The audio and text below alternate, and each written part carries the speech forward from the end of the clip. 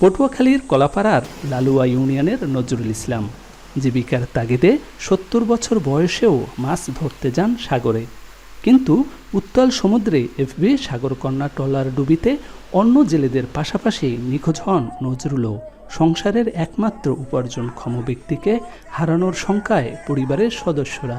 আমি সরকারের কাছে কই, আমি সারা বাংলাদেশের কই, আমার বাবারে যে কই যে আমাদেরকে দেয় রাজীবের কাছে পারেন, আমি দাফন দিতে চাই আমার মাটি দিয়া, আমার বাইরে এনে দেন, আমরা বাইরে চাই।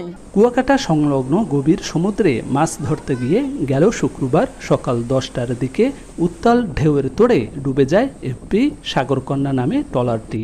এতে 10 জেলে জীবিত উদ্ধার হলেও এখনও নিখোঁজ 5 জন।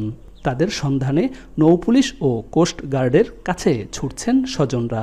5 জনের খোঁজার জন্য আমি প্রত্যেকটা প্রশাসনের কাছে গেছি, আমি যেমন নৌপুলিশ, কোস্টগার্ড, নৌবাহিনী, সবার কাছে, সাংবাদিক, এমন কোনো দপ্তর নাই যে আমি না ঘুরতে সবার কাছে।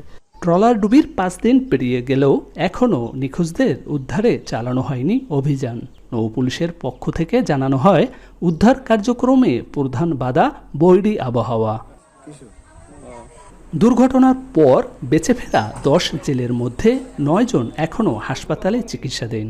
শঙ্কামুক্ত হলেও তাদেরকে তাড়া করে ফিরছে সমুদ্রের দুঃসহ স্মৃতি। নিখোঁজদের উদ্ধারের ব্যাপারে আমরা ইতিমধ্যে আমি নিজে কোস্টগার্ডের সাথে কথা বলেছি, তারাও বিভিন্নভাবে চেষ্টা করতেছে। তো প্রত্যেকেরই একটা প্রতিবন্ধকতা রয়েছে যে আবহাওয়াটা আপনারা দেখতেছেন যে খুবই খারাপ আবহাওয়া, সেজন্য উদ্ধার কার্যক্রমে কিছুটা বিঘ্ন হচ্ছে। জলবায়ু পরিবর্তনের প্রভাবে সাগরে ক্রমশ বাড়ছে দুর্যোগ, বাড়ছে দুর্ঘটনা। তাই ক্ষয়ক্ষতি ও প্রাণহানি কমাতে উপযুক্ত ট্রলার প্রস্তুত ও প্রশিক্ষণ কার্যক্রম বাড়ানোর তাগিদ সংশ্লিষ্টদের। জসিম পারভেজ, এখন পটুয়াখালী।